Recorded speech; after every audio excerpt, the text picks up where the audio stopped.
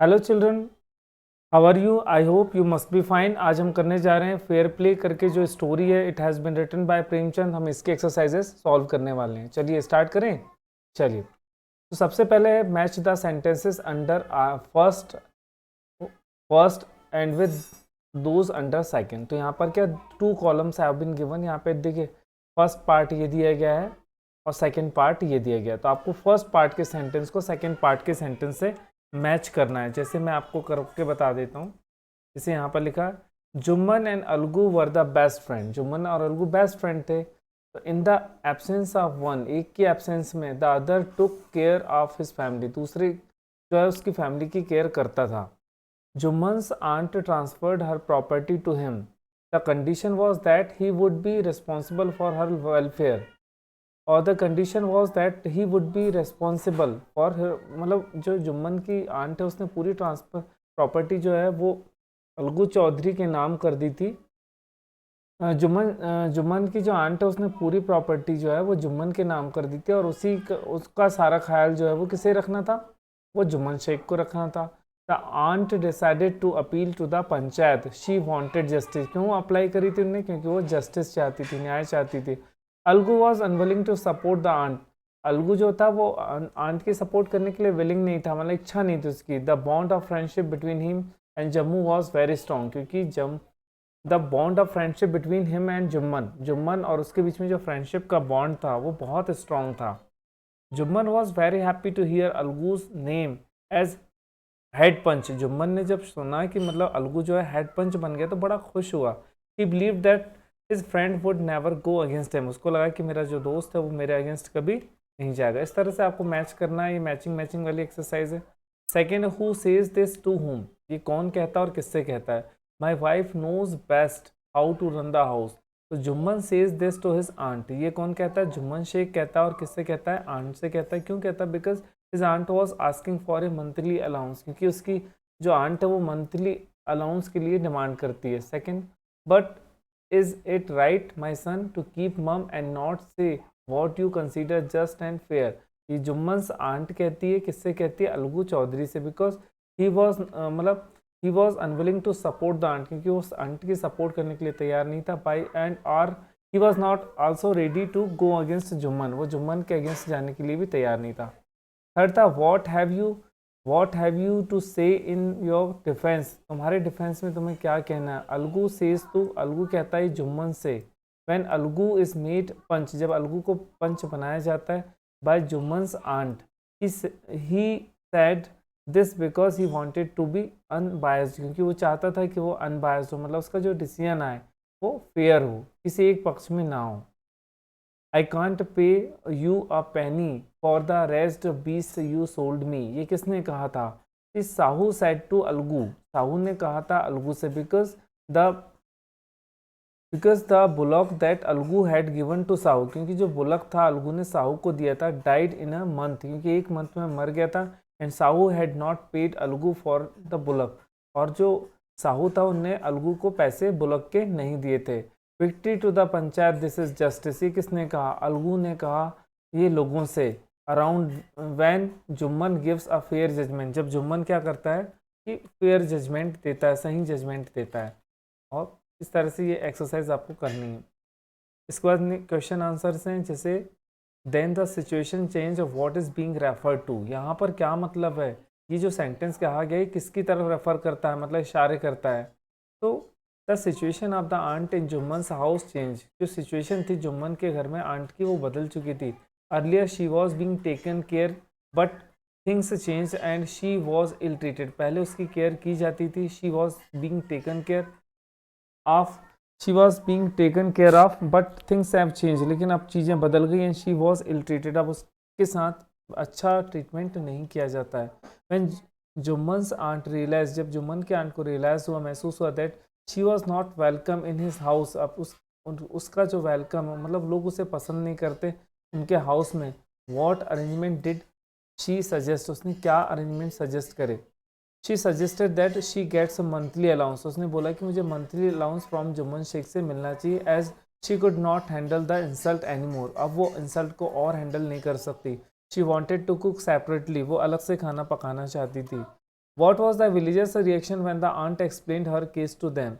Villagers gave mixed reaction. Villagers ने जो है mixed reaction दिए, कुछ ने बोला कि आपको पंचायत जाना चाहिए, आप कुछ ने बोला नहीं जाना चाहिए. Some sympathized with her. कुछ लोगों ने उसके साथ सहानुभूति रखी. Some laughed at her. कुछ लोगों ने उस पर हंसा. And some others said that she should try to make up with Jumman and his wife. तो किसी ने कहा कि उसको जो है समझौता करना चाहिए जुम्मन और उसकी वाइफ के साथ.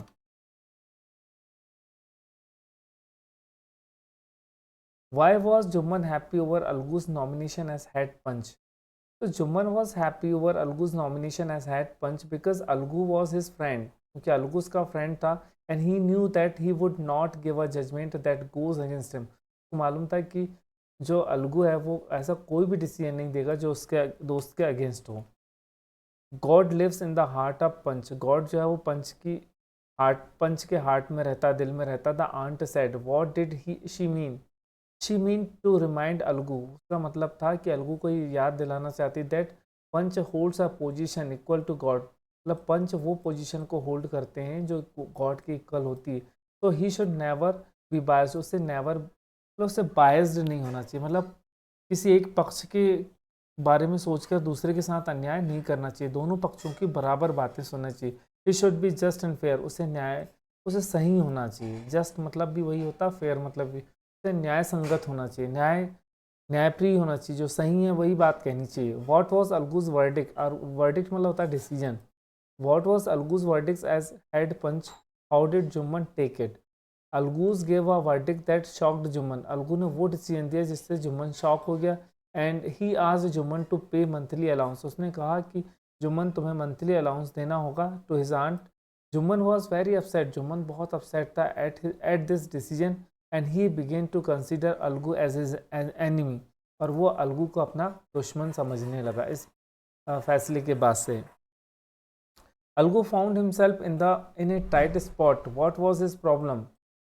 Algu had sold a block to Sahu. Algu ने अपना एक ब्लॉक जो था साहू को बेच दिया था.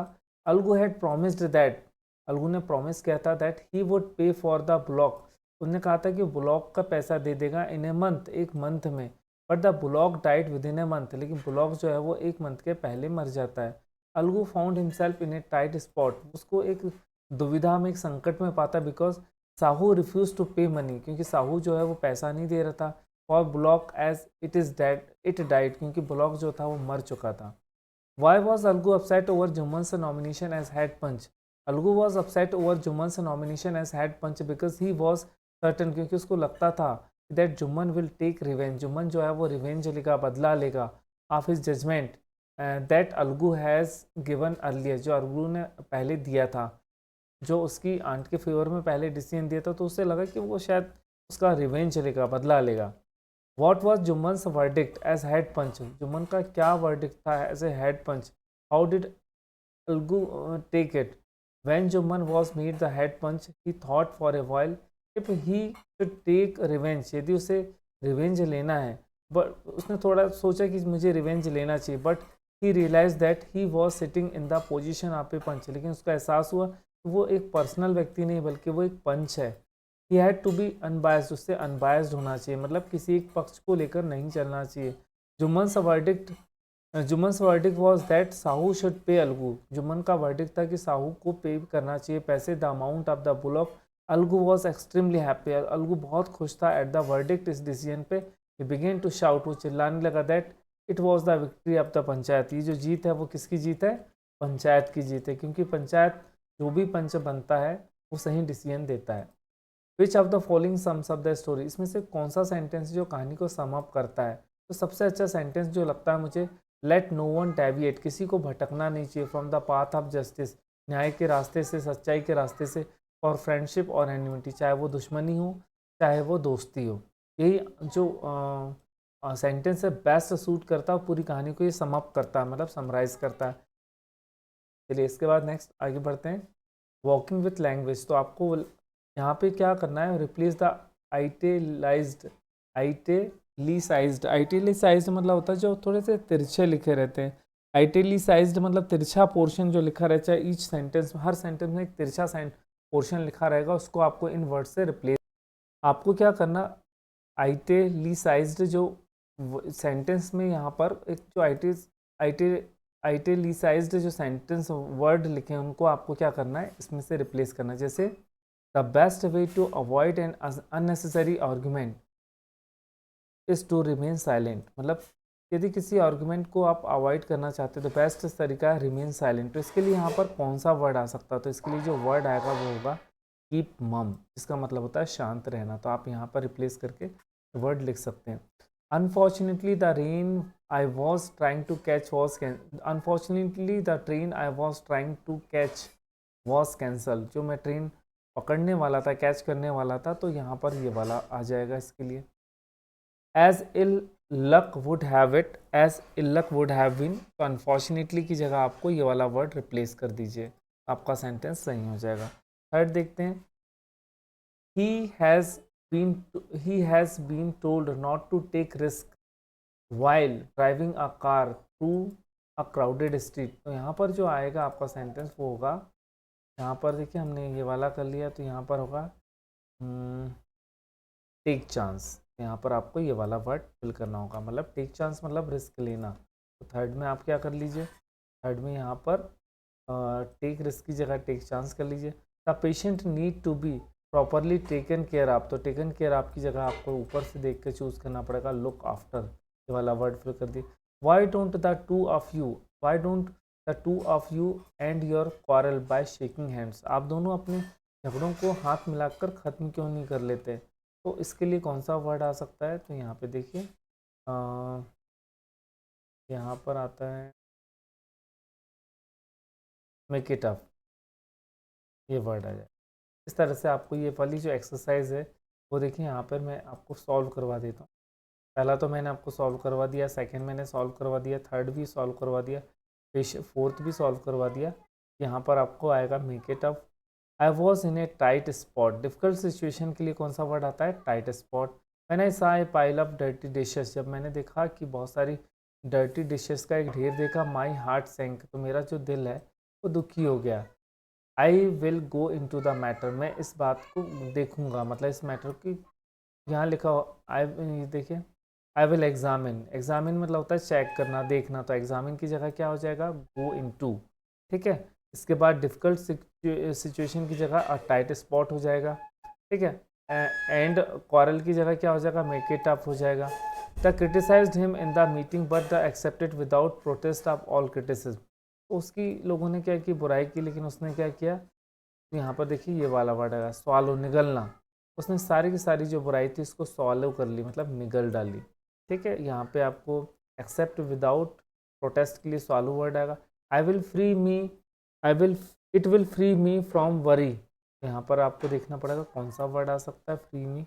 यहाँ ईज वंस कंसाइंस, मतलब अपनी अंतरात्मा को संतुष्ट करना, कंसाइंस मतलब होता है इनर वॉइस, आपके अंदर से जो आवाज़ आती है जब आप कोई गलत काम करते हैं उसे हम कहते हैं कंसाइंस। तो इस तरह से ये एक्सरसाइज आपकी सॉल्व हो जाएगी। के बाद देखते हैं यहाँ पर, देखिए यहाँ पे लिखा हुआ है, के बाद यहाँ पे आपको कुछ look at the following phrases, यहाँ फ्रेज दी गई है, इन फ्रेज को आपको यहाँ पर वाई डोंट यू, जैसे यहाँ पे वाई डोंट यू तुम, जैसे यहाँ पे आपका आएगा राइट और record, Y don't you your ideas on paper, तो लिखने के लिए कौन सा वर्ड है, लिखने के लिए वर्ड आया है यहाँ पे राइट और रिकॉर्ड के लिए सेट डाउन, तो यहाँ पे फर्स्ट में आएगा आपका सेट डाउन।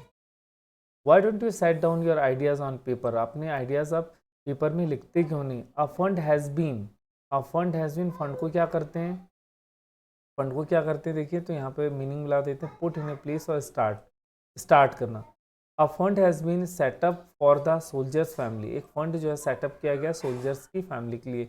वी शुड, तो we should a little money every month, तो हमें क्या करना चाहिए, तो यहाँ पे सेट असाइड हो जाएगा, थोड़ा पैसा साइड में कर देना चाहिए। We should set aside a little money every month, थोड़ा पैसा, जैसे आपके पास 100 रुपये आते हैं तो 10 रुपये आपको अलग कर देना चाहिए बचत के लिए, फ्यूचर सेविंग के लिए, ये कहना चाहता है। You should buy some woollens before winter set out, मतलब विंटर स्टार्ट होती है, सेट आउट मतलब स्टार्ट होती है, उसके पहले आपको कुछ खरीद लेना चाहिए, ठीक है। यू शुड, देखिए you should buy some woollen before winter begin के लिए यहाँ पे सेट आउट नहीं, सॉरी ये सेट इन लिखा है, begin and seem likely to continue, और कंटिन्यू रहती तो सेट इन है। They on the last stage of their journey. तो मतलब वो क्या हुआ, स्टार्ट हुई, शुरू हुए, तो यहाँ पे स्टार्ट, यहाँ पे आ जाएगा set out. They set out on the last stage of their journey. Sir से आपको ये एक्सरसाइज सॉल्व करनी। अब देखते हैं स्पीकिंग एंड राइटिंग है। यहाँ पर देखिए, look at the following picture, one ask a question and the other answers. एक क्वेश्चन पूछना है, दूसरे को आंसर देना। Then the answer is noted in the form of a shown below. Do you like to meet people? Yes I do, but not always. I do have some close friends though. Kindly write it in the form. Kindly write it in the form, इसे form में लिखो। तो जैसे यहाँ पे, do you like to meet people? Yes I do, but not always. I do have some friends. I do have some close friends and though, but I have no choice. तो देखिए यहाँ पर क्या है कि क्वेश्चन है, question से related एक यस और नो वाला आंसर है, और फिर उसी से रिलेटेड एक एडिशनल रिस्पॉन्स, मतलब एक्स्ट्रा का आंसर आपको देना है। Do you like the area you live in? तो आप बोलेंगे no I don't, but I have no choice. मतलब कहने का मतलब, देखिए यहाँ पे क्वेश्चन लिखा हुआ है, do you like to meet people, क्या आपको लोगों से मिलना पसंद है? तो यहाँ पर देखिए आंसर यस आई डू, हाँ मुझे लगता है, बट नॉट ऑलवेज, पर हमेशा नहीं।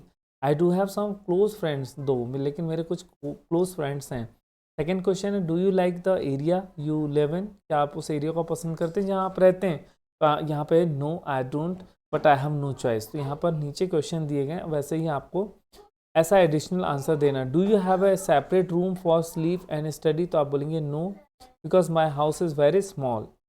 would you prefer to live in the joint family? तो आप बोलेंगे yes I would prefer to live in joint family because joint family there is a lot of happiness in joint family, ऐसा बता सकते हैं। do you get on with your people? get on with people, तो आप बोलेंगे yes I get on with peoples, but I do not get on with strangers।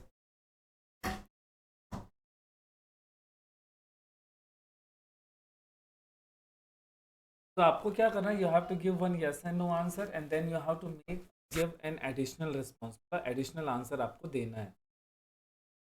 यहाँ पर आपको इस तरह से ये एक्सरसाइज करनी।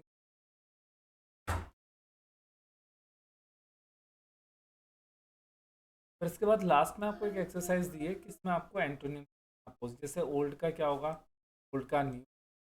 वेट का क्या होगा, ड्राई। ओपन का क्लोज। ब्लंट का शार्प। पॉकेट का रिमेंबर। पॉकेट मतलब भूलना, रिमेंबर मतलब याद। इस तरह से ये वाली एक्सरसाइज करनी है आपको। इसमें है आपका, do you find the place over crowded?